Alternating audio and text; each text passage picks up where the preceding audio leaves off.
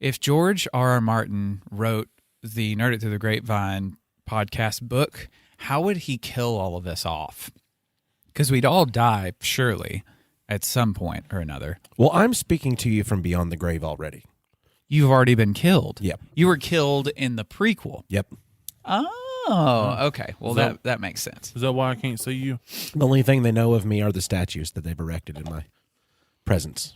Or whatever. He erected something for you? Yeah, whatever. Isn't That's it nice. When you erect a statue, yes. Mm-hmm. Yeah. I don't think I would even be worthy of like an on-page death. I would be just one of the like small folk that's hanging from a tree as the important characters pass by, just to show the brutality of the world. Yeah. But I'm sure you deserved it with some kind of like heinous feat that you were able to accomplish. Again, off screen or off page. Maybe. Yeah. And you thought your feet stunk before. Wait till you have anus feet. Heinous feet. Oh, I misheard. Okay. Heinous feet. That's why I was killed in the George Martin universe. Is they're like his feet stink way too much for us to keep him alive. So that's they hung me next to Marcus. I mean, this is medieval times. That was yeah. So everybody stinks. So if something stinks, then you know it stinks. Oh, absolutely. Yeah, that's paranormal stank. That's a trope. Yeah, that's a new different kind of stank. I'd probably be killed with something that belongs to me, kind of like Ned Stark, you know? Mm-hmm. I don't know if he would like take one of my RC cars and just like bash my head in with it, or run me over with the Screaming Eagles that's out in the driveway right now, but I'm pretty sure he would use my own toys against me. You'd show up with a dead battery for the RC car, and he would get pissed, and then that's when he'd just bash your head in with probably. it. Yeah. Okay.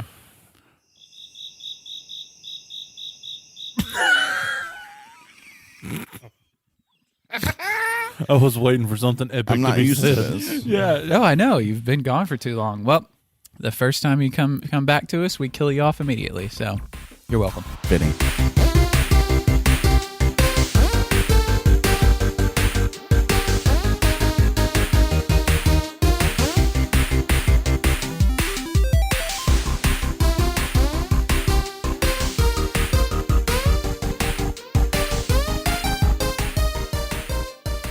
Hey, everybody. I'm Dane Holland.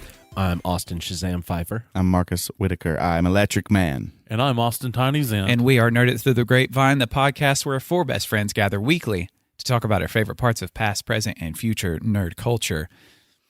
And Tiny had a good idea. I did. So we're going to do that good idea. So my idea today is to talk about characters and their deaths, and why sometimes that really sucks, but is also necessary.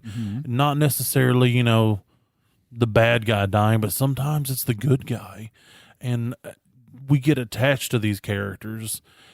It's a really weird thing to try to talk about. I was recently listening to a particular series of books by David Eddings. It's the Millennium Trilogy. If anybody's read it, awesome, good on you. One of the main characters ends up dying, and he's not the biggest character, but he's a very important side character. It brought a sense of, I don't know, like balance to it, and it made the stakes actually mean something. Because if you know all the characters are going to live, I mean, it's not exciting. Right. So that's why sometimes it's necessary. And at the same time, he was such a good character that me as a grown man listening to somebody read me a story, I almost cried a little at work. Yeah. Not even going to lie. There's no shame in my game, bro. Well, and if they weren't a well-written character, then you probably wouldn't care. Exactly. It would just be like Marcus's death off the page. Like you wouldn't feel anything moving on. And you mentioned a lot of times it's when the good guys die. And I think probably 90-something% of the time, because whenever the bad guy normally dies, it's like, well, that's just to end that story, right? It's almost like a sense of justice in that regard. Yeah. Whereas when it's the hero, it's the sense of injustice, like tragedy. It's tragedy. We have to fix this. You know, something is wrong in the world. We need revenge. Yeah, it sets up more part of the story from that point on. And if it's not something that causes the story to change afterwards, again, it doesn't really matter. So it's something that, like, with character deaths of characters that are either main characters or just of any importance whatsoever, if nothing led up to that moment for it to matter, and if nothing after it matters either, then what was the point? Like, the point was just to try to make you sad. What? Exactly. Jon Snow in HBO's, season. Anyway, yeah. But you're right, Tiny. It's about stakes. If a story doesn't have stakes, then it's not really a story. Also, it can be a lot of characters are motivated by other character deaths a lot. It's kind of a trope, and you've got to be careful, or at least writers try to be careful about not just using a character to, like, inspire another character arc without giving that person, like, their own internal story. I don't know if I'm making any sense right now, but basically in the old times, a lot of men would, like, their wife would die off screen, and that's like their whole character arc, is like they've got to go get revenge or whatever it is because my wife is dead. But it's Right. like, I forget the name of the trope, but I don't know. Nowadays, a lot of people try to give that character that's dead, that's inspiring this other character arc, at least some sort of actual story behind it. Well, like this example in particular that I'm talking about actually happens at the climax of the series. The big thing that they're trying to accomplish is accomplished, but he doesn't get to see its culmination. Mm-hmm. He arrived there, but he just couldn't make it through. And because of that, it brought more character development to some of the lesser characters that have been there this whole time, but they almost seem directionless. It gives that character a new direction for their life, whereas they might have been this way, but now they've completely changed to this because somebody that was so important and pivotal to their life is no longer there. So it just sets it on a whole new course. I mean, back again to the HBO scandal, it's just there was a lot of stuff in there that, I mean, because I didn't read the books. I don't know anything about Game of Thrones aside from what I've seen on television. Same. And I just always hated Ned's death. Oh, dude, in the books, it's awful too. Like, I hated it because I felt like, I don't know, I felt like he was going to be this, like, beacon of, like, justice or hope or something for them. Well, he was, and that was taken away. Yeah. I think that's what sets the rest of the story, like, onward, right? I guess it was a catalyst. His death was the catalyst Right. of all things. Like, without Ned's death, would Game of Thrones, would that story be anywhere near what it was? Absolutely not. I don't think so. Yeah, I didn't think so either. You wouldn't have had the Jon Snow arc, really, the Arya arc. I mean, a lot of it just wouldn't have taken place because he would have been there. Right. It would have been its own thing, but I feel like the work would have been way shorter. Yeah. Well, and it's Martin's answer to traditional fantasy as well. I mean, and he's pretty vocal about this. He says Gandalf should have stayed dead. He says that the death in Khazad-dûm, when Gandalf falls to the Balrog, that was more powerful than him coming back as this shining white warrior.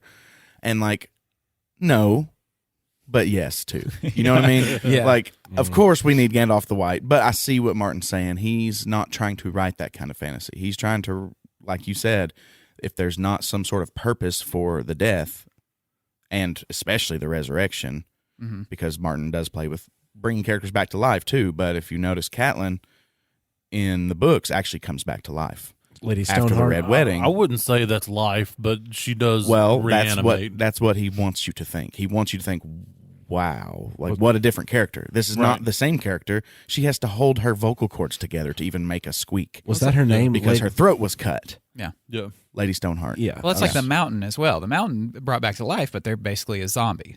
Yeah, So, like, he's- they are changed in a way Yes. that they weren't before. Which is why I'm very much looking forward to John's resurrection in the book, because I think it's pretty much a fact it's going to happen. But we've heard the foreshadowing over and over again. The longer you stay in your animal, the more bestial you become. The more your animal becomes a part of you, and he's got this wolf named Ghost, funny enough. And so I think when he does come back, he's going to be much more wolf than man, almost, or a lot more wolf Which than is he was. a much cooler idea than just, I'm back. I'm the same guy as and before. And he may even have white hair. I think I've said this before. I've wanted that the whole time. Well, I mean, we all know he's a Targaryen. Spoiler alert. Well, according to the show, right? I mean, I don't know. According to the show, I've and never and, seen the show. I mean, Surely at that's this the point, case. there's too much evidence in the books to say that that's not the case in the books as well. I mean, of course, I could be wrong, but I after 11 years of speculation, I'm pretty sure the fans have gotten this one right. Yeah.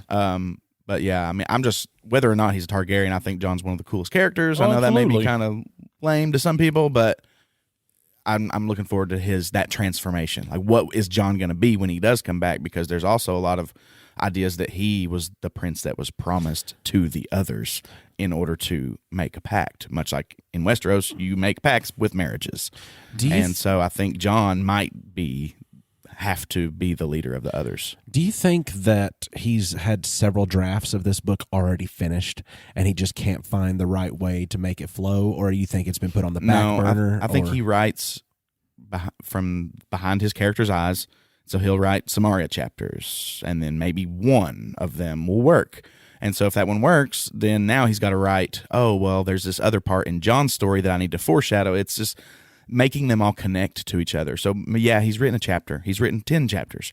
But now I've got to write these chapters into my book. Sounds like a torturous way to write when you have that many characters that they all reflect on one another's stories. Like, I would never in a million years even want to attempt that because it's torture. It's got to be. Yeah, I mean, I can see how fun it could be and how rewarding it could be, but at this point, it's not when you got millions of people going, when are you going to be done? Which you're just writing. People do this all the time. Yeah, but well, to an extent, I get how that could be annoying, but it's also been over 10 years, bro. Yeah. How long does it take to write a book? And I'm going to harp on Stephen King and the Dark Tower series in this because I think that is just as epic as the whole Westeros story because it encompasses pretty much all of his books into this singular universe in one way or another.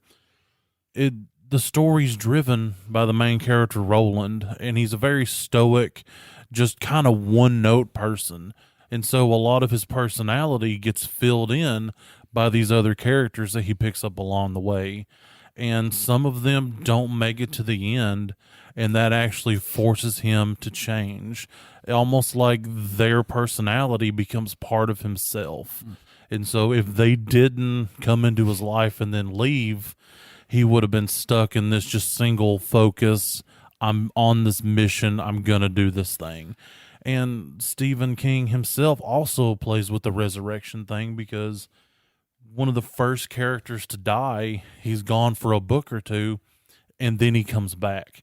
And the quote that's used is, he's basically a fork in the road. He can either save this character and not achieve his goal, because the bad guy's saying, look, you let him die, and here I am. Otherwise, if you save him, you're never going to catch me. And so he's looking there at what is essentially his own son, because they've become very close over their travels, and he has to make that choice. Do I let Jake die, or do I catch the man in black, which this is what I've been chasing for years. This is my key to the tower, my whole reason for existing. And Jake looks at him and says, go, there are other worlds than these. And so he lets him fall, and he catches the man in black. And in several books later, you get to see Jake's struggle with being dead, because when he goes to the other world, he doesn't really remember Roland's world. And he gets kind of bits and pieces and flashbacks, almost like a dream. And so he feels like he's inside of someone's head, and like he's almost two people fighting against each other. And so when he gets drawn back into Roland's world, this is a lot of spoilers, by the way. Sorry. This episode will be full of them. It's fine. Yeah. So when he gets drawn back into Roland's world, those two different memories, they coalesce into one, and he remembers everything that happened, and the relationship basically goes back to what it was before he dies, because Roland shows true father-like emotions.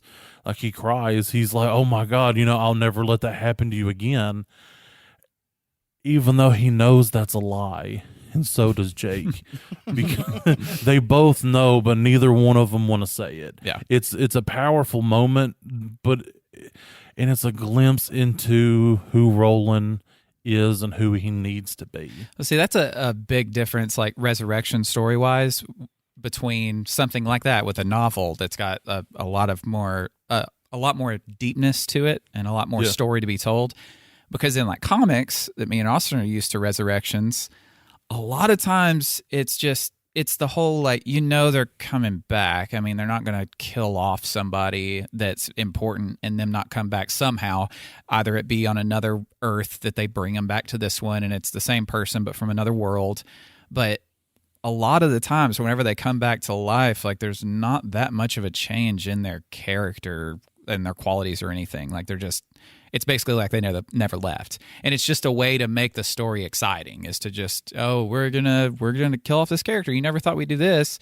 And then but as a fan of that story, you're like, all right, well, we know they're gonna be back. It doesn't matter.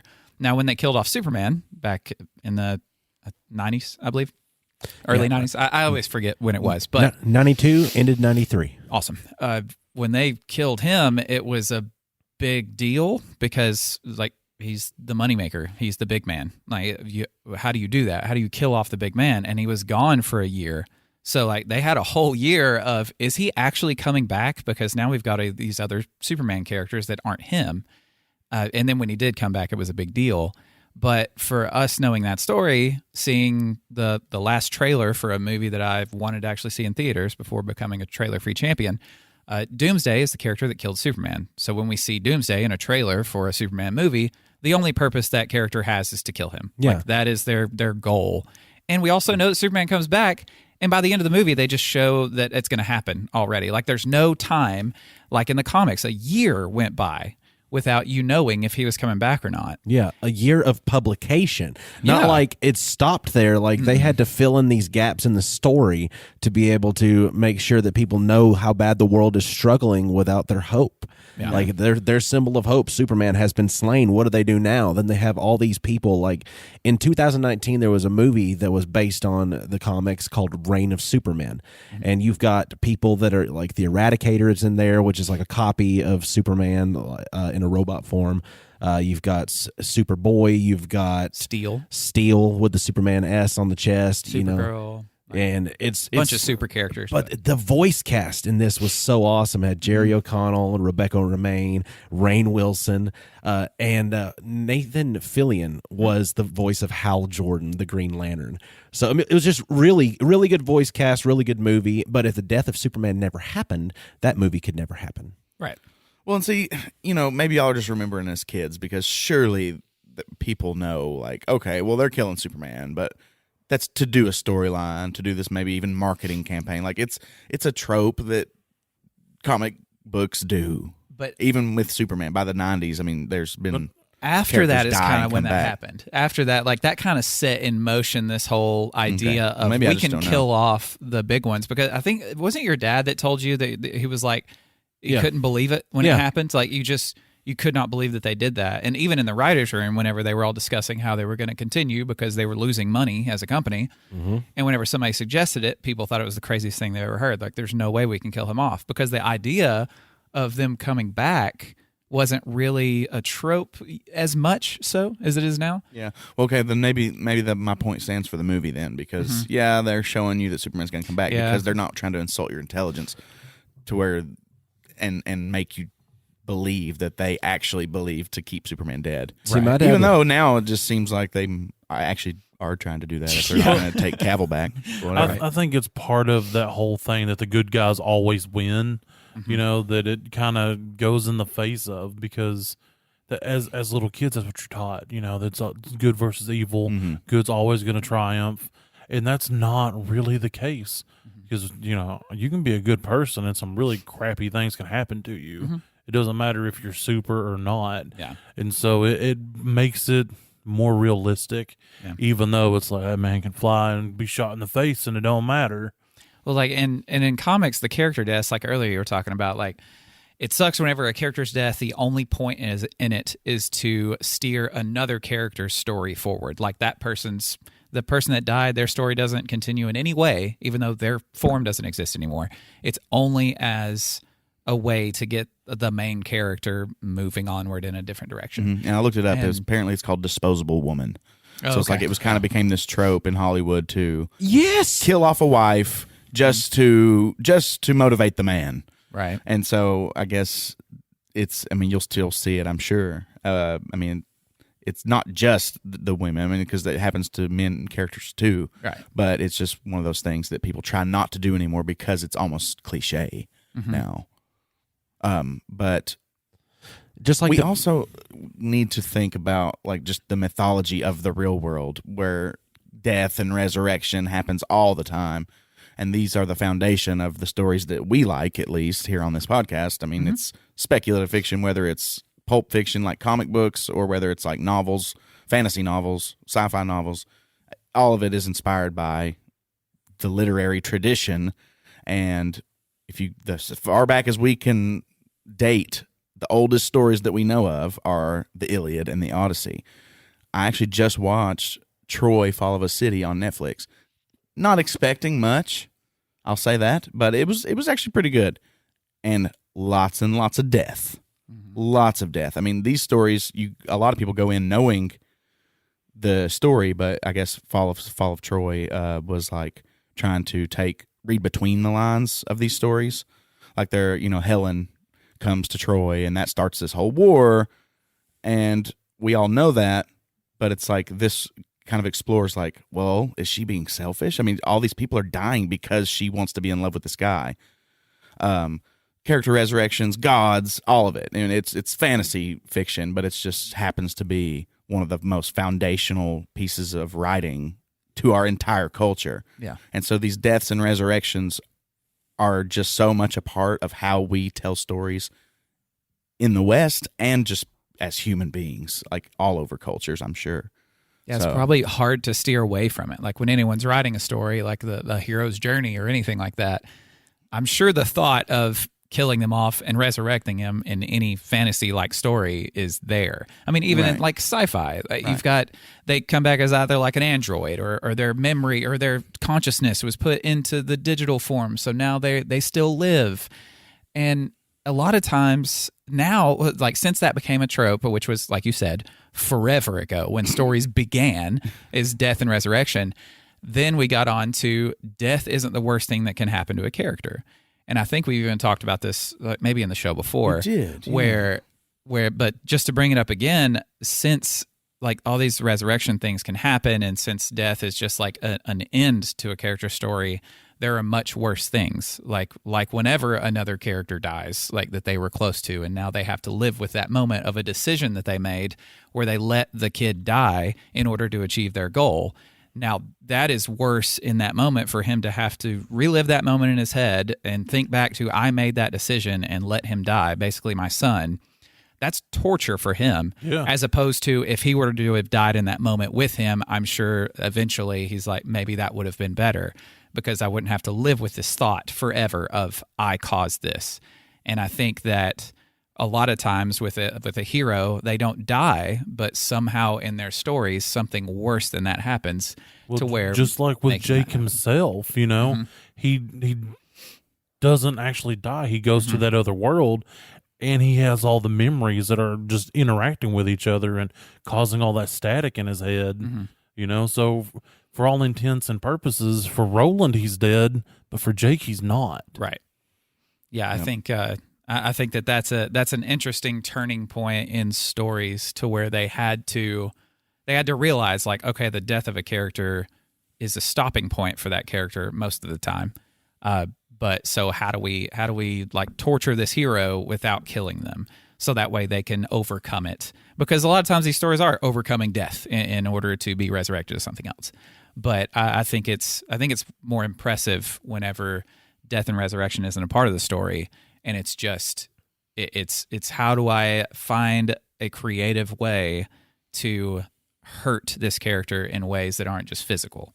Mm-hmm. And I think that's a neat way that stories have moved on. Well, and when you write more realistic type fiction, it makes those deaths more, like, hurt more. Oh, yeah. For sure. Like Ned. yes, it is a fantasy world, but Martin has written in a much more kind of realism in his work.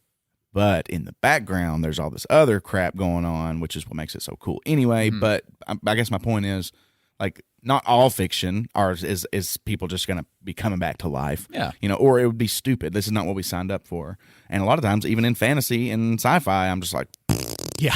so stupid. Why are lazy? Why are you so lazy? Ooh, he came back to life. Woo, okay. Yeah. Like, we haven't seen that a million freaking times. Like, you've got to have a good reason to do it, I think. Or, like you said, a very creative way to play with the trope. Well, like the character that inspired this whole topic for me, Keurig, like I said in the beginning, he wasn't the main character. He was actually the squire to the knight that was the main character. And when he was killed in battle, it drove the main character almost to the brink of madness, because this is the man that has been a servant his whole life, became his best friend, taught him so many things that made him the man that he is, basically a father figure to him, even though that he's a subordinate. And along the way, they pick up his son who was a thief living on the streets and just kind of trailed along. And so when he was killed in battle, it was like world shattering for these two different people, because Sparhawk lost his best friend, but Talon lost his father, and the son actually managed to kill the man that killed his father. And so while the guy's struggling to die, he's trying to ram a sword through the breastplate, and he can't do it because he's just not big and strong enough and doesn't know what the heck he's doing. And so this Sparhawk helps him actually achieve his goal in avenging his father's death. And that sets him on the course to not being a thief, and actually turns his life around and makes him want to be somebody. And reading Kurik's funeral was just terrible. It was awful, because it's like the character, you end up loving him so much because he's kind of like that gruff butthole, and just I know those, and it's just come on, Well, and many stories, like when you have the main character, and I know we recycle a lot of things we talk about, but this way we can get deeper into it. With the side characters, their personalities are played with more, like as an author, because you can make them kind of have these quirky parts of their personality that the main character doesn't, because you're following, like, you're in the footsteps of the main character a lot of times. Like what you just said now makes me think back to Firefly, whenever they killed spoiler again, like the whole episode. There you go. At the end of Firefly, which is an old show, when they killed Wash. I can't deal with you right now, because Wash, it's sad. Yeah, but they killed Wash, and he was the pilot of the Firefly, and it was awful. Like, it hurt so bad, and everyone loved him because he was the comedic kind of relief, but also the heart of the whole crew. And whenever they kill a character off like that, it hurts more, because you feel in the place of, like, Captain Mal, like the main character. You feel more like you're in his shoes throughout the story, and just seeing, his best friend, like the person you've been laughing with this whole show, and they spear him through the chest, like inside, and he's sitting still in his, like, cockpit chair. Like, whenever that happens. And it's just, there's a lot of those stories to where a side character you loved and wasn't the main character, but that's why, because their personality was shown to you in a way that you got attached to them, just like the main character does. Not only Wash, but Book. Yeah. When they killed Book in too. Serenity, because they hint at so many things that he's done and knows how to do, and then all of a sudden he's no longer there, and you're never going to get these answers. Like, how did Book know how to shoot? He was a preacher man. That's what he was. And during a fight, he's got a rifle and he's just pinging people in the knees. They even go, "Well, Shepherd, how can you do this? Isn't your God against killing?" He goes, "Yeah, but he's decidedly gray on the area of knees." And, it's such a funny moment, and it gives you a glimpse at the man that he was. And now after he dies, you're never going to know that man. And that death is critical to his story, because you don't find those things out. Like, he still has that mysterious past. That thing that kept you, like, wanting to know about him now is forever. Yeah. Now it's a forever feeling of, I will never know this person's story. And that's a really good way of writing a character death, I think, is to leave some things unanswered as long as that person's qualities while alive were interesting enough. Because a lot of times there is the whole, like, it's just the poorly written deaths to where it's like, oh, you'll never know what this happened. No one cares what happened in their past. No one cares. I think immediately to the Obi-Wan show where they were like assailing the Inquisitor's base or whatever, and some like rebel dies, and people are like, "Oh my God, no!" And we're like, "Wait, who was that?" Who? It was just such a weird moment. You talking about the chick that had the tally marks in her holster? I honestly don't remember. Yeah, I believe so. Yeah. Because they tried to make her this big epic thing, and she dies like, cool. So now Leia has her holster. Okay, whatever, man. Death and progression, they kind of go hand in hand with the stories that I like a lot, like My Hero Academia. That's one of my favorite animes. I just recently realized that we kind of match up in number of episodes with the anime and the episodes of the podcast. I think they're like at 136. Oh, that's funny. So that's what this is. The most recent episode releases of that have kind of gone into the origin of the powers of the main character Deku, Izuku Midoriya. But he is the inheritor of a long line of powers that from generation to generation gets passed on to the next user. It's called One for All. And the One for All is meant to inspire. It's meant to help. It's meant to provide power to the powerless, even sometimes. Because come to find out, his greatest hero of all time that he looked up to as he is this powerless kid in a world full of superpowers, being you're born with these things. Like by the time that you're old enough to walk, you get these powers, and he doesn't have them. Come to find out, this inherited power to give power to the powerless, One for All, his greatest hero, and he respects him a lot. His name's All Might. He was a powerless person too. So he inherited this power. But the death of the previous users of this reincarnates within the power itself in these most recent episodes. And you get to actually talk with the previous users and strategize with the previous users of One for All. To fight their main nemesis, All for One, who takes and steals everybody else's powers and can hoard them inside of himself to become like all-powerful God. So that was a piece of these character deaths continues on through all the other characters after it. Can you repeat that? You got you can listen to it later. But that's something that really I didn't see coming.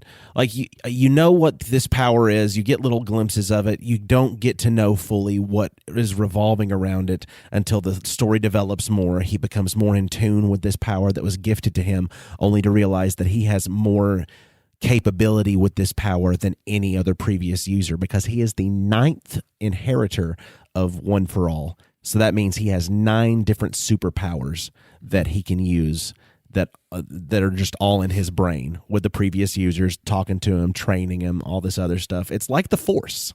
And all he had to do was eat a piece of hair. Exactly. That's it. Just have to consume some DNA.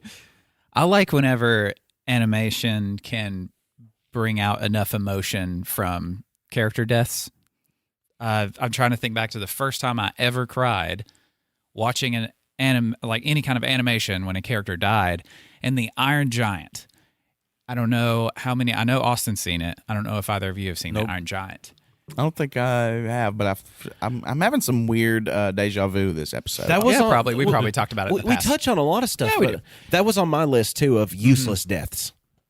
When he blew, really, of when he blew himself up at the end to save the day. Yep. But the way, like, he was obsessed with Superman, the idea of Superman, because a man of steel, and he's made of metal, like he's a robot, and he just like closes his eyes when he flies up to save the day, and he says Superman, and then he blows up, and I just boo-hooed. Yep. And I feel like I would still cry today if I went back and watched it. Yeah. But that's just in one movie. Like, we didn't have any experience with that character before this one movie. Like, because in some books, if you've got 2 books full of a character and then they die off, you've had a lot of time to get to where you love that character.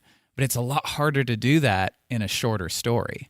And something like Up, like in the movie Up, you get just a little like montage at the beginning of the movie, and it hurts to see the death of the wife in that story because they're able to show so much of that character's life in such a short amount of time that you actually feel it because the way they presented it, the way they presented how much happiness there was during Well, the I life. think they just portrayed how happy she made him. Yes. Like they were just like did a really good job of showing very quickly how much that lady meant to him. Yeah.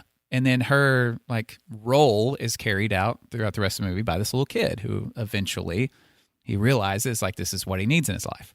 And that was a quick character death that I think had more impact than a lot of other character deaths I see. Well, it also helps that it was more of a visual medium. Yes. Because Yeah, in something for like sure. that, you can portray the emotion and the meaning of that character in a much shorter time frame than you can a novel. And Oh, you yeah. got the music and Yeah. the cute little facial expressions. Exactly. Or cute little animations. And yeah, it was very well done. Or when the girl from the bridge to Terabithia dies. Another pointless one? Another pointless death. I mean, Just to make you sad. that's all it was just like this kid that had no friends finally found himself a friend, and they're going on this adventure to the bridge. Well, if we go over here, we'll call it Terabithia. Da, da, da, da. Then all of a sudden, the one friend in the world and the only thing he's got just dies, and it's like, why'd you do this? And we get like, I don't know, 30 minutes with this kid, and she dies, and it's heartbreaking enough to just make you sob. Yeah. Or like the Green Mile. I mean, some of the deaths in there, Dude. I mean, were necessary. Like Right. Wild Bill, you're like, finally, he's done. So glad he died. But then John Coffey, and you're like, why? Because he's a very large, mentally challenged man that has this incredible gift to heal you and take away pain, and he dies. And it's almost like the death of hope, like you said with Superman. And for whatever reason, some of the gift that was in him jumps into the main character, Paul, and the mouse, Mr. Jingles. And Mr. Jingles, the mouse, was like 70-something years, and he finally dies at the end of the book and the movie. And it kind of he leads did? you. Yeah, I just always thought he just laid down to sleep at the end of the movie. If you watch, his little chest stops moving and he dies. Damn it! Mr. Jingles is going to be a circus mouse. He's experiencing it right now. live in Mouse Live. City. It's just downloaded into his brain and made a mess of it. There's an extended cut to where it just shows a mousetrap just Just and in it cuts case the you didn't credits. know. But no, I've only seen the movie, of course, because that's me. But when Mr. Jangles gets stepped on in the movie, like, it's sad. Oh, dude, I was so pissed. Dale Delacroix, his death, awful. Oh my God, I didn't know the Yes, poor sponge Dale. was supposed to be wet. Yeah, bullshit. dude. Percy Wetmore. No. Percy Wetmore, do a dance. This shit squished Dude, I need to in watch his that movie again. I pants. think I've only seen it once, and it was such a long Dude, time it's so ago. good. But it's like one of the most memorable movies. You're like, I need to feel pain. I'm going to go watch this. I tonight. know, man. Well, it's just such a good movie. Well, and at the end of it, when Paul's talking, and Paul even says that Mr. Jingles dies. He said, if the mouse can live this long, what does that say for me? Because he's the last surviving person of all the people that he knew and loved. So he's like, this mouse mice die in 3 to 5 years, lived to be 70-something. Put that into a human. How long is he going to live? And what kind of hell is he going to go through watching all these people come and go through his life because he killed a miracle? I felt like you it know? was God's punishment for me taking away one of his miracles. Well, that's something you see in a lot of stories, like to where the main character is like like a vampire or somebody that lives forever, and all the death they ever see is around them. And a lot of times that drives them to isolation because they're like, this is better than having to deal with everyone I love and care about forever dying and me not. And so a lot of times that's another situation where you get the character wishing for death somehow. And sometimes even that their whole purpose is to find a way to finally be killed because they just can't do it. Well, And it's like that's a neat way to do that. Paul lived with the guilt for so long. The whole movie and the whole book is him dumping his life story onto another person just to share it because, he is isolated, and the human condition is to, share your story and have people know and accept you. And without that, we wouldn't have the movie. Right. Can we talk about a big one? Oh no, Please. Let's talk now that we've prefaced this conversation with all these things. Let's talk about Luke Skywalker's death in The Last Jedi. that's on my list. This is gonna be. But you wanted to bring this up because it's gonna be a hot topic, huh? Well, it seems to be. Yeah, I feel it's like a we're hot going to topic. have I'm very buying a differing studded opinions. belt. Will. Okay. I feel like the reason I walked out of the theater feeling empty when I watched that movie, I couldn't put my finger on it. Maybe I still can't, but it just did not sit right with me to kill Luke in that way. Yeah, he sacrificed himself to win a battle, essentially. Well, and like to preserve the what is rebellion. it called? The rebellion, Yeah, but they're yeah. called something different now. The new The resistance. Republic. The resistance. Yeah, They were at sure. the time, or I don't know. Yeah, They're the whatever. rebels. The It rebels. doesn't The matter rebels, what yeah. they call themselves. So, still, it just didn't sit right with me. I guess, I don't know, because it seems like it would have been better served for him to, I don't know, because the last big climax that we had from Luke was when he saved his father. He saved that dark side of himself by saving his father. And something about that just fits. And I don't know. I can't put my finger on it right now. Somebody's going to have to else talk so that I can gather my thoughts. Tiny, Here's you where go your first. feelings are wrong, okay? His death was great and it was poetic because it was more than what he's done before, because before, where he saved his father and brought him back to the light, that was a little thing. I mean, it wasn't, but it was in the scope of what he did with his own death. He kept the rebellion alive, kept the good fight going. That's what it was. And you knew as soon as you saw him on crate that it wasn't actually him. If you paid any attention, you knew. Sure. You knew it was a forced projection. And it I'm not also saying- shows. listen, I'm hold not- on. Shut up, God. It also shows how powerful he was in the Force, because he projected himself all the way across the galaxy. Just come on, that's mind-boggling in and of itself. Okay, I'm not saying it's not cool, like the power, the Force power. I cried. But I just don't care about how cool the Force power was. I want it to mean more than just I felt like they won the battle. I felt like it meant a lot. I think it Not also, to me. Not to me. It didn't. I think you're wrong. I think it would have meant more to me had he not spent the entire film like just screwing around and like Yes. blasting milk tits and all that this also other stuff. added to Well- it. That definitely added to it, and maybe that's why I felt like it just amounted to not, like you said. You said it better than I'm Well, going to. I kind of get it, but that's also kind of his own redemption. Yeah, because Luke is whiny and Luke loves to put his head up his own ass. Luke was whiny in the first movie. He came back to whiny. His new form of whiny Well, see, I don't was like milk that. titties. Yeah, That was him whining He was a Luke titty baby. again, His- being a titty baby, Right, drinking but what see, looks like camel puss. I feel like the character would have been better served without having to see that. I mean, I don't true. care if Luke gets a little dark towards the end, but he shouldn't revert back to his teenager form. Right, I He's mean- already overcome that. Yeah, I give you that. You are right in that regard. Because it was a weird. And so I guess Pointless maybe that thing. does. Maybe y'all are right. Maybe just the whole how they portrayed him earlier on in the movie made his death feel like Yeah. just a tack on. and also They just tacked it on at the end. you saw almost. him revert, I guess, a little bit because he became so scared of what his capabilities would be. Because in the defense of what he was wanting to do, he almost just struck down in fear his nephew, just because he sensed something in him and he didn't want that to exist. So he's like, I'm going to kill him. And the fact that he did that scared him so bad that he reverted to that childlike state, I'd imagine. So now he's going to go bitch and moan in some far Yeah. end of the I galaxy. mean, what they did was they didn't go hard enough, I think, in the whole isolation and him being kind of a strange hermit man. Yes. Because yes, we saw him drinking the beast titty on the whale, the walrus titty or whatever on the It side. looked like puss. Yeah, it was real bad. I can't take. But It was But pussy.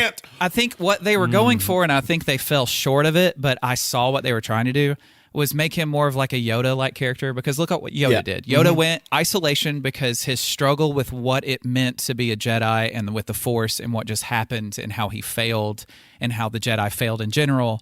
and he became this weird little puppet man that, of course, is, laughing all funny and hopping up and being just a weirdo, right? But they went hard with that, but that was also our first experience with Yoda. We only knew Yoda as that, and later on we got to see Yoda in his badass days to where he was awesome before. We knew he was awesome with the Force because what he was able to train Luke, but what they were doing was they were trying to make Luke a Yoda-like character, but they didn't go hard enough in making him be this old man who's been in isolation for forever. But I guess they were also trying to not make him a Yoda copy. Well, so I think here's another thing that doesn't sit right with me, is that Luke's whole thing is it's time for the Jedi to end. Mm-hmm. I feel like they should have either went with that or just scrapped it. Because his whole arc in the movie is that it's time for the Jedi to end. It's time for us to fundamentally change the way we interact with the Force. That would have been cool if that would have somehow happened at the end. But I think and even it's reflected even in Rey and Kylo's story, where they're like, the Force is different now. We don't have to do this dichotomy of light and dark. And I thought, but then at the end, it's like, oh well, never mind. There's always going to be Jedi. Yeah, exactly. And I'm just like, God damn it, Ray. What's your last name? So for me, I feel like Luke's death would have been better served if it had somehow fundamentally changed the Force. Yeah, I thought they were going to go in the direction of bringing in the gray. Yes. And they kind of hinted at it. Right. But then they just utterly dropped the ball. And I think that's what it is, yeah, more than anything. Yeah. That's where other stories made Luke's story in the end worse, because there's so much time in between having Luke on screen and having Luke in all these books that, of course, now are just extended universe. They're all, Video tales. games. They're tales and stuff like that. So you've got this image of Luke built up in your head, even beyond what you saw on screen, of him being this just badass Jedi who is just one with the Force and can do no wrong. And then you see him on screen as a flawed character who has made bad decisions, who has ended up isolating himself from everyone and becoming a weirdo. Yeah, see, I don't think I had that. I don't think I had that, what you described. No, I think a lot of people did. Maybe. Because even like the Gray Jedi, like that's a thing that's not canonically a thing, right? I mean, being called the Gray Jedi, but it's something a lot of people wanted and a lot of people saw that could exist.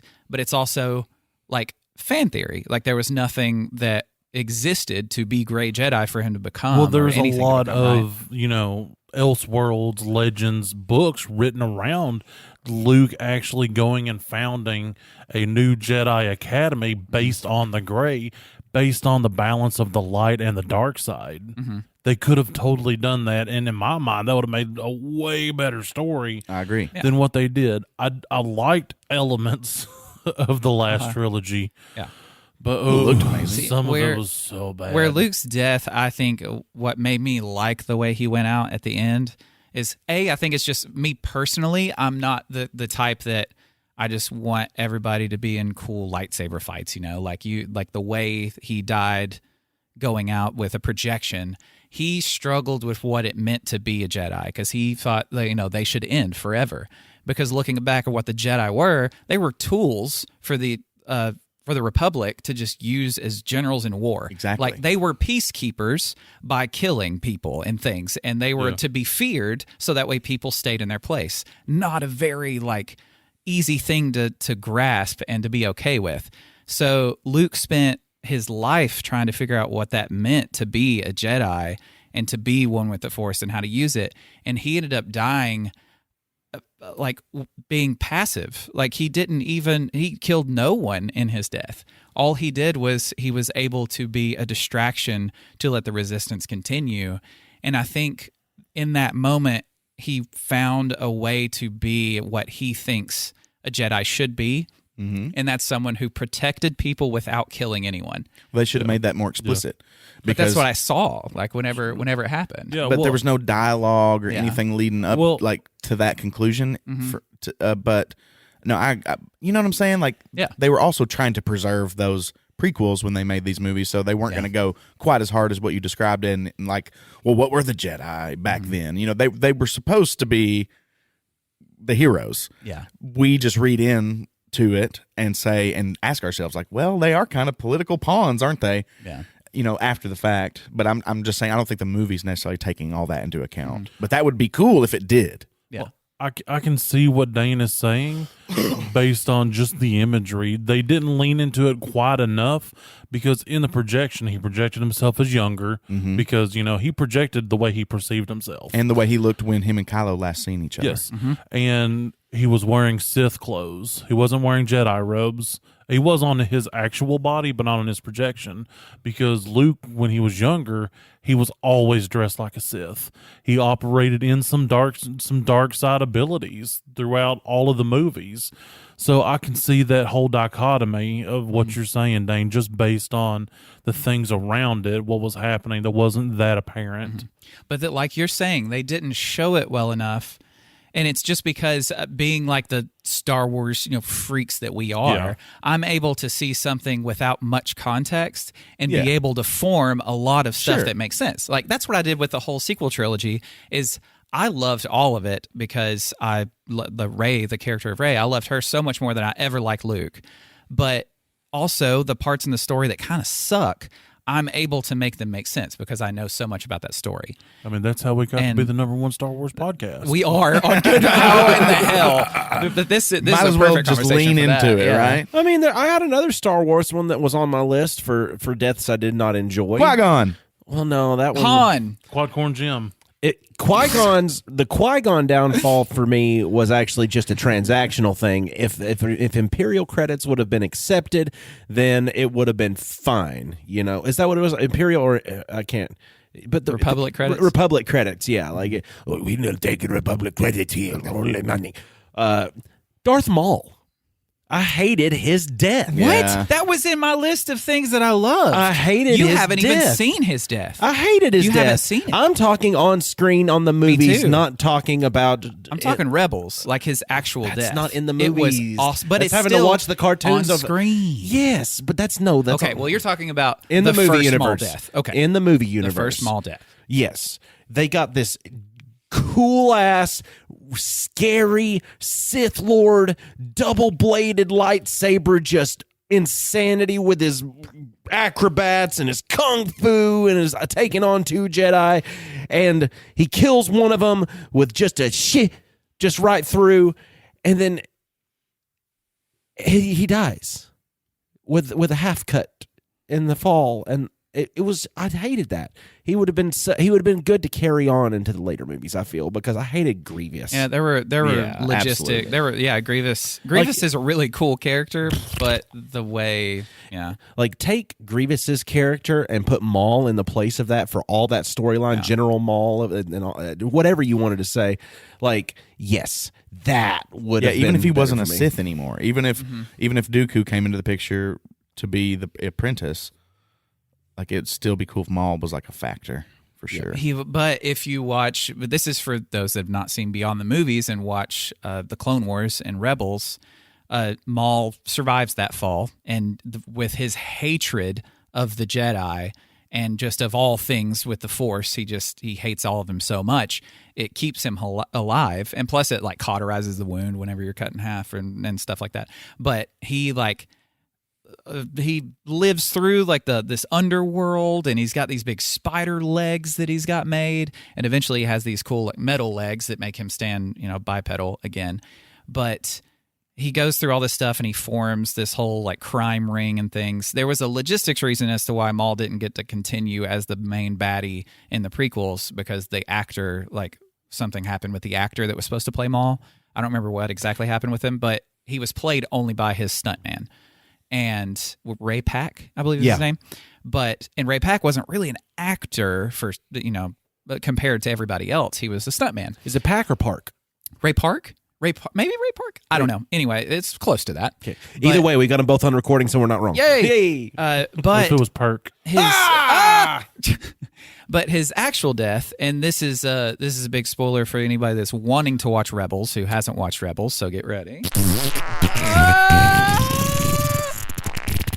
There is a showdown in the desert between old Obi-Wan and Darth Maul.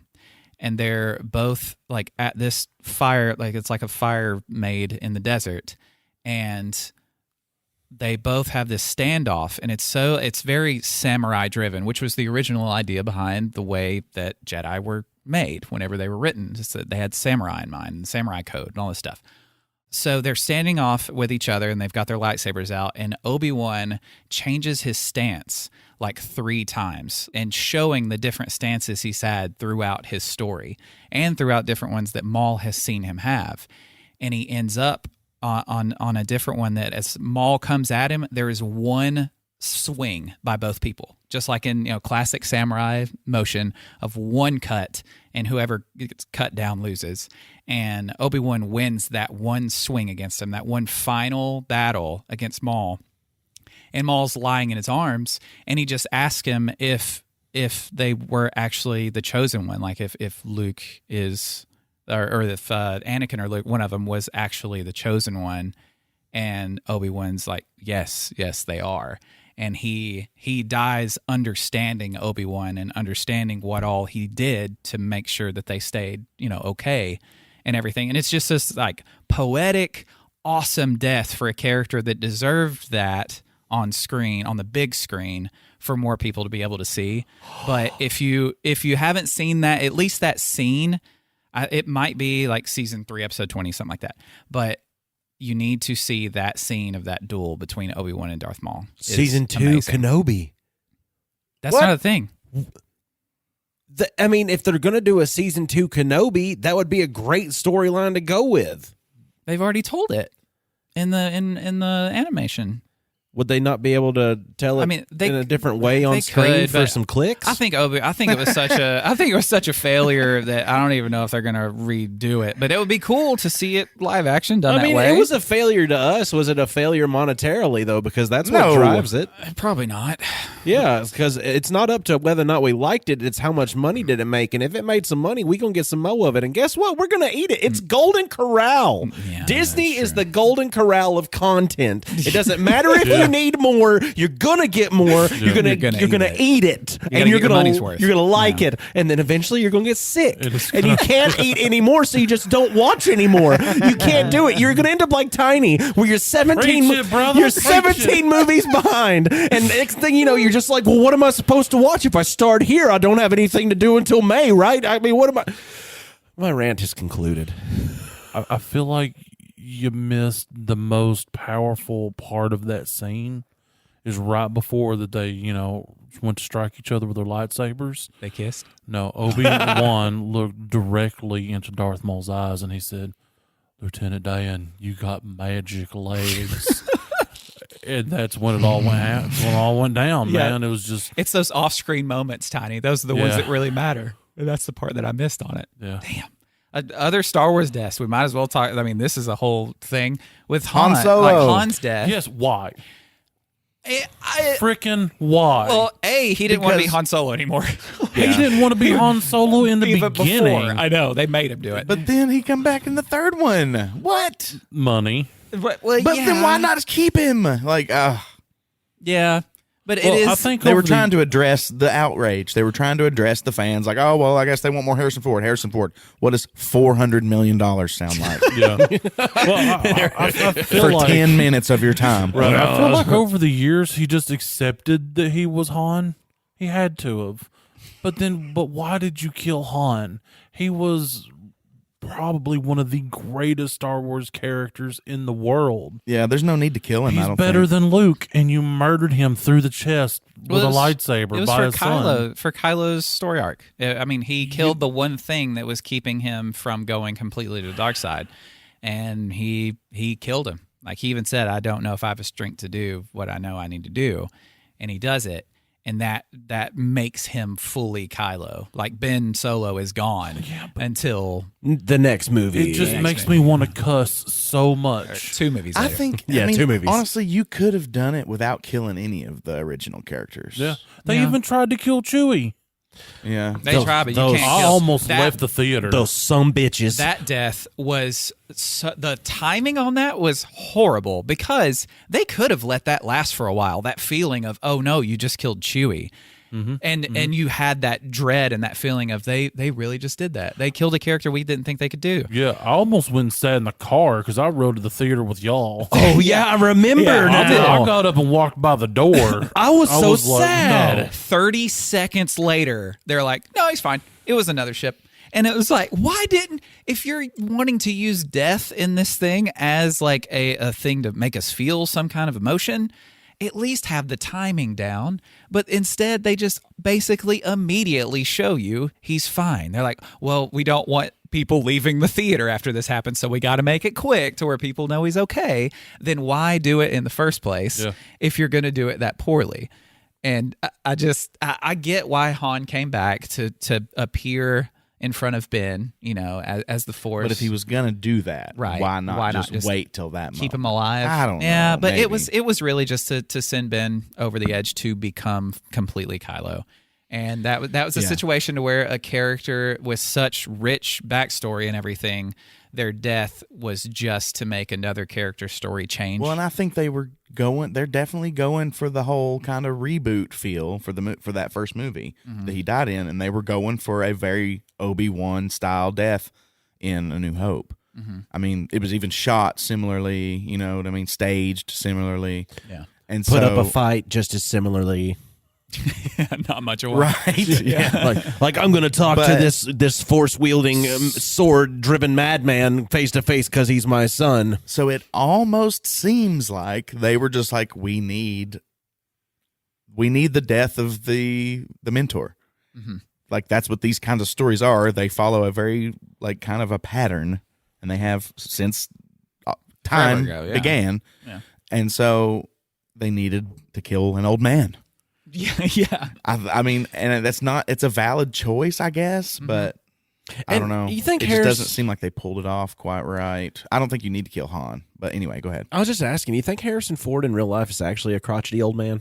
Yes. Surely, right? Yeah, because absolutely. Because you know William sure. Shatner is. Yeah. That's proven fact. Luckily, they're funny because you can be a crotchety old man but be funny and it's fine. Yeah. Right. Yeah. You can tell by the jowl content. Yeah. Yes. One more useless death that I want to throw in here before we get too far along is the Joker in the 1989 Batman movie. I don't even think I remembered his death. The Joker died at the end of that movie. Yep. Yeah. And that to me was just because, Tim Burton thought he was doing a one-off. Back in those days, if you made a superhero movie, you're doing one superhero movie. Hopefully it succeeds. And then they made the second one, it didn't sell enough toys because the penguin was too scary and had goo coming out of his mouth. But the first movie's death of the Joker was just, I don't know. It just didn't make any sense to me why they would kill off like the main Batman villain forever in the one movie they're guaranteed. Like it was just so weird. But it was a different story interpretation, I'm guessing, and all things are Elseworlds. So and you got to think about how since then and now the obsession with the Joker has changed. Because back then, whenever he was the Joker and he was killed off, I don't think there was as much of a societal obsession with that character as there is now. Yeah. So I think he almost helped create that, Jack Nicholson. Yeah, he did from being his style of Joker. Yeah, because he's the Joker baby. The Joker baby. But yeah, I think probably that was just because he wasn't as the type of character that just always comes back. Yeah. Because they're like, well, we can't have Batman without the Joker now. And in that story, it was like, well, it's the Joker, and he is a big villain of Batman, but Batman's got a really big rogues gallery that we can play with, like with Two-Face and the Penguin, which Danny DeVito, great work. He was the best Penguin. Great work. I'm sorry for Colin Farrell, but I mean his Penguin was great. But I really like Danny DeVito's Penguin. Danny DeVito was the Penguin. Oh my God! Cool glass ice water. But the third movie from the Burton films that never got to be made, Forever.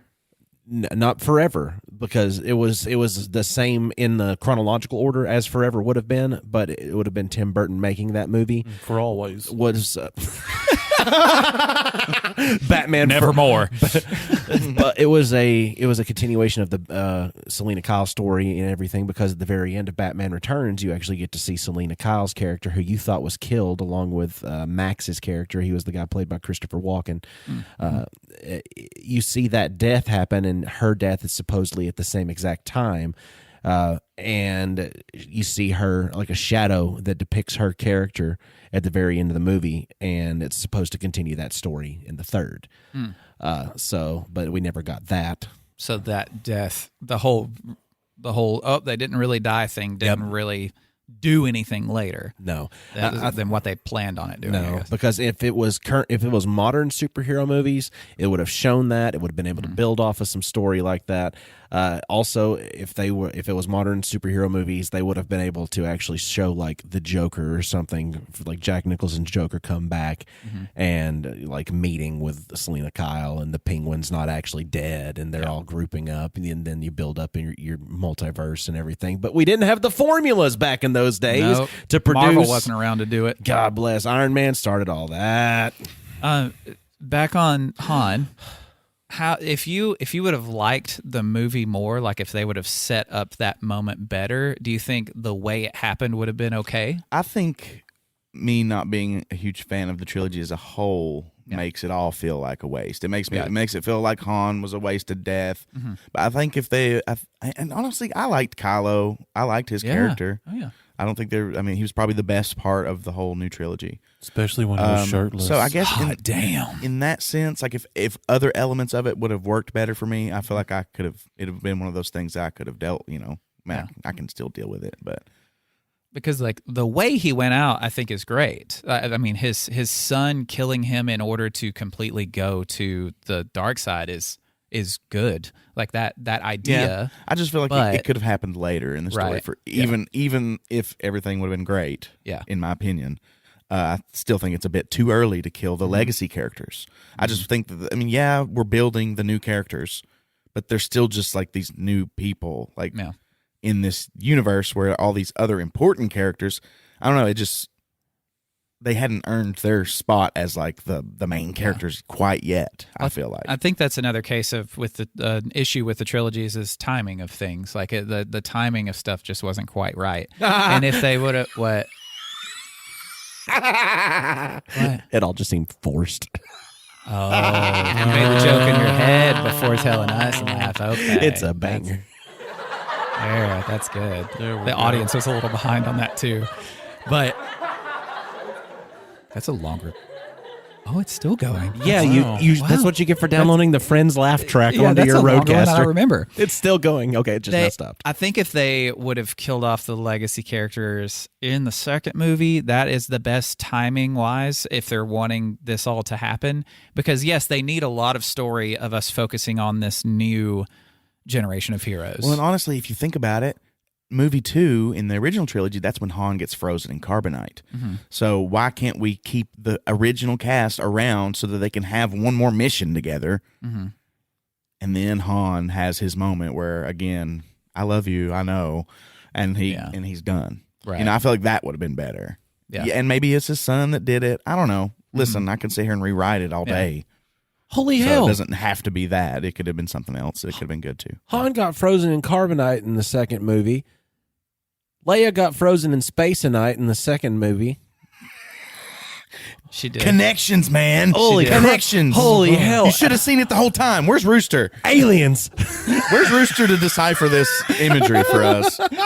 Leia's death was that was this weird poetry with like real life. Whenever Carrie Fisher had passed away, and them like it was an off-screen death of her and her just being there and everyone kind of at her funeral and stuff. And it was sad because it did have that connection with real life with Carrie.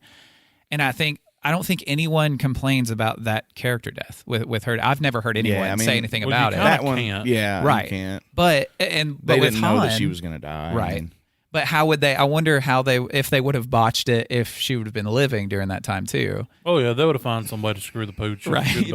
Maybe. yeah, I mean, But- considering their track record, I think. in my opinion, I think with Harrison Ford not wanting to be the character and them wanting to move on to this new generation of heroes, I think there was this awful formula of, hey, we just need you to come back for the one because we're having everybody come back as kind of this, this passing of the baton. We just need you there. And it was probably a thing like, I'll do it for one movie because they probably recorded that other scene for the second movie or the third movie. They probably recorded that scene when he was there for I The didn't Force even Awakens. Think about that. So my guess is they're like, let's just take care of it all here. You do not have to be here for the rest of it. And that's all we need from you. And then that's how they played that out, because I think if Harrison wanted to be the character more, I think he could have possibly even had more to say in the way that the character went out, because of the history we've had with Han. Like, he's been an epic Star Wars crucial character for so long. But I think if he cared about the character, then we might have gotten a better death for him. Yeah. But at the same time, Mark Hamill's sitting there trying to get them to listen to him on That's Luke, true. and none of them would. I forgot about that. Was that. Ryan Johnson, though. Yeah. Not necessarily JJ. Yeah. But I don't know. I mean, JJ is, I don't know. I don't know him, so I don't either. I'm not going to talk about him. Yeah. Hopefully one day Mark Hamill will say exactly how he wanted Luke to go out. But then again, the type of guy he is, like, I don't know. Maybe not. He might just go to the grave with that. Maybe it'll be in his will and testament to have a public statement made of how how he feels about the death of Luke Skywalker. And he had it recorded on his own, away from everybody else. Yep. of Well, he how definitely wanted made his to go thoughts out. known about what he thought The Last Jedi should have done with Luke. I mean, I'm not saying that would have been good. I don't even know. Because it's all just like fans going, my idea is better than what you gave me. Exactly. And then It's they're all like, subjective, really. yeah, it really is. He basically died like Elvis. Like he died on the crapper. Like it was his greatest feat he ever accomplished. Was that because he was sitting? See, but nobody ever talks about the turd in the toilet whenever Elvis died, because that thing was just kidding. Is it still around? It's a record breaker. It was the size of a Wilson football. I want size, shape, and consistency. Oh, same threading and everything. I don't know how he did Tiny. it. Whoa. It would take 10 poop knives. That rivals one of mine. That might actually be bigger. You gotta have an assembly line. Wait. Will we need a poop sword? A poop tana. A poop chete? Poor Trejo. He's in there. He's like, sons of bitches.